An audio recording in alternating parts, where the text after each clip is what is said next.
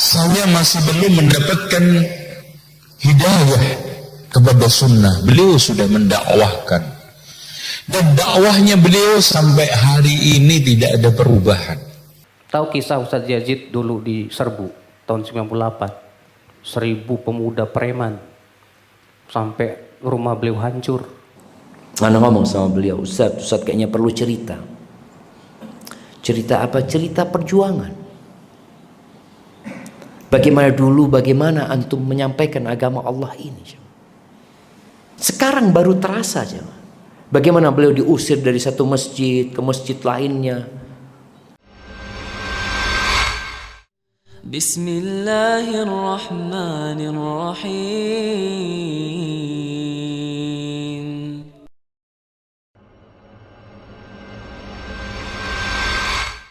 Subhanallah, dari mulai saya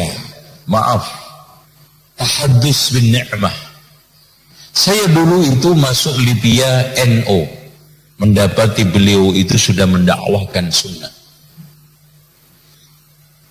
Ya, saya masih belum mendapatkan hidayah kepada sunnah. Beliau sudah mendakwahkan, dan dakwahnya beliau sampai hari ini tidak ada perubahan.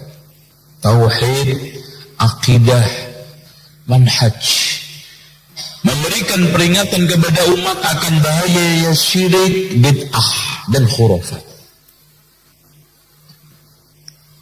Dan sampai hari ini dakwah keduanya adalah mubarakah, diberkahi oleh Allah.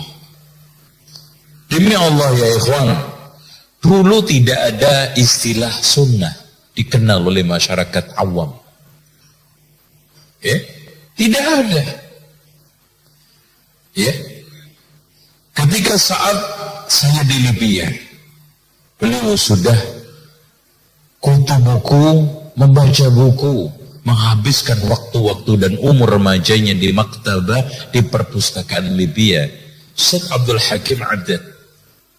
Semoga Allah merahmati beliau, semoga Allah subhanahu wa ta'ala menjaga beliau.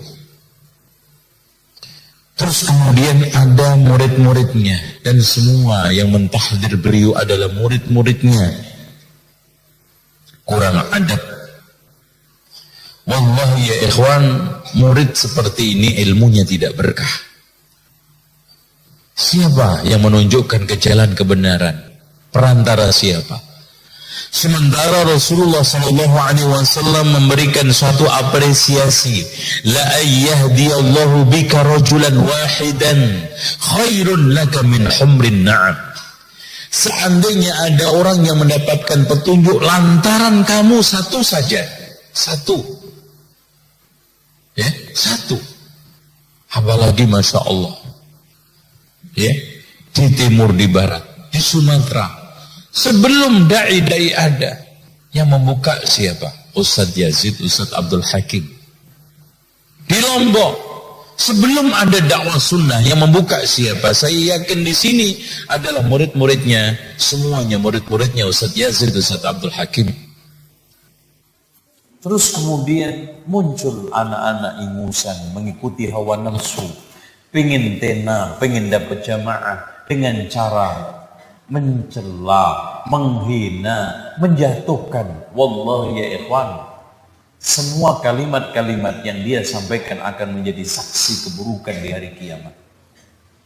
La uzakki 'ala Allah, saya tidak mentazkiyah di hadapan Allah pasti.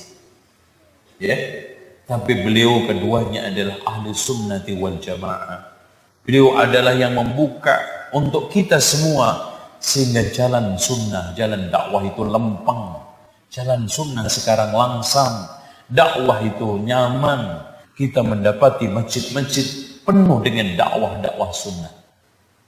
Ya, oleh karena itu orang yang mentahdir ustadz-ustadz ini hendaknya segera menghentikan. Tidak barokah.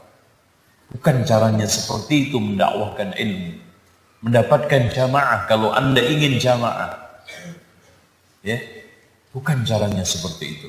Maka dari itulah ya akhi, jangan antum kira kita berdakwah itu enggak dimusuhi. Antum di Bogor udah berapa tahun? Tahu kisah Ustadz Yazid dulu di Serbu tahun 98. 1000 pemuda preman sampai rumah beliau hancur. Alhamdulillah beliau diselamatkan di led belakang oleh para polisi. Iya. Kalau enggak meninggal semuanya satu keluarga. 1000 pemuda, bawa parang, bawa golok, Pak. Bayangkan. Subhanallah. Tapi dakwah harus jalan terus, Mas. Tidak akan pernah berhenti insya Allah. Imma sunnah ini tegak atau kita wafat di atas iman dan Islam. Alhamdulillah. Jalan terus, nggak usah khawatir. Makanya kita itu ketika menghadapi rintangan, langsung kita ingat para nabi dan rasul lebih berat rintangannya. Masa menghadapi rintangan segini saja sudah keok? Wah, nggak bisa. Saya harus bisa menghadapi rintangan-rintangan ini. Begitu dong. Jangan mudah mengeluh. Aduh. Ya kalau sering ngeluh itu namanya nggak sabaran, Pak. Makanya Allah mengatakan fasbir sabron jamila, sabarlah dengan sabar yang indah. Apa kata Imam Mujahid tentang makna sabar yang indah? Artinya sabar yang tidak disertai dengan suka mengeluh. Gak usah ngeluh lah. Yang namanya dakwah pasti, yang namanya rintangan selalu ada. Udah jalan terus, bismillah, tawakkal Allah. Ikuti bimbingan para ulama bagaimana dalam berdakwah. Ya, dengan ilmu dan basirah. Jangan dengan apa? Semangat dan emosi. Salah kalau kita dakwah dengan semangat emosi.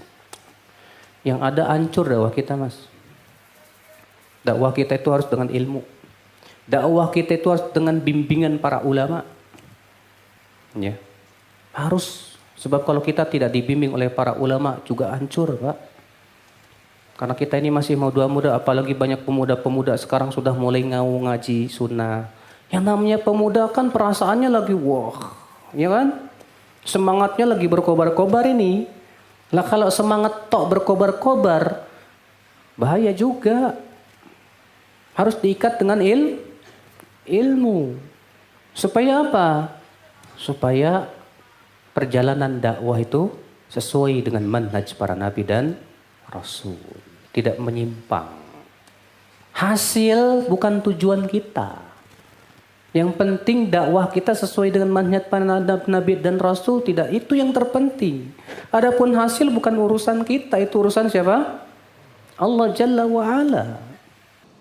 Maka kadang-kala kita ngelihat ya ustadz-ustadz yang senior ya, hafizahumullah ta'ala. Bagaimana mereka berdakwah?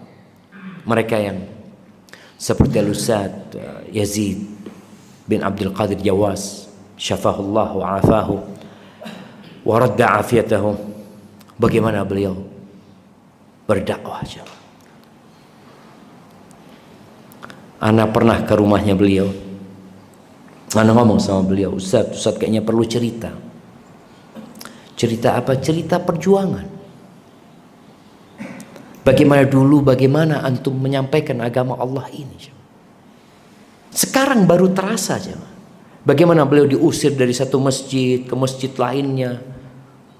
Hafizahullah ta'ala. Sampai beliau pernah cerita ketika ngajar dulu di Dewan Dakwah. Beliau naik bis dari Bogor ke Jakarta. Naik bis. Beliau cerita, ya gak ada yang nyambut. Turun dari bis, makan siang. Beliau di warung di depan Dewan Dakwah. Makan di situ.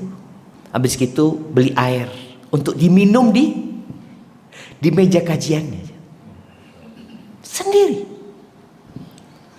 Beliau habis kajian, sampai beliau cerita kajian tambah rame, tambah banyak hadir. Tapi gak ada yang nawarin mau nganterkan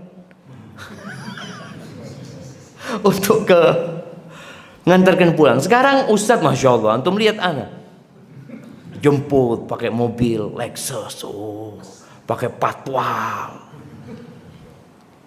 Kita dikasih kemudahan sekarang, jamaah.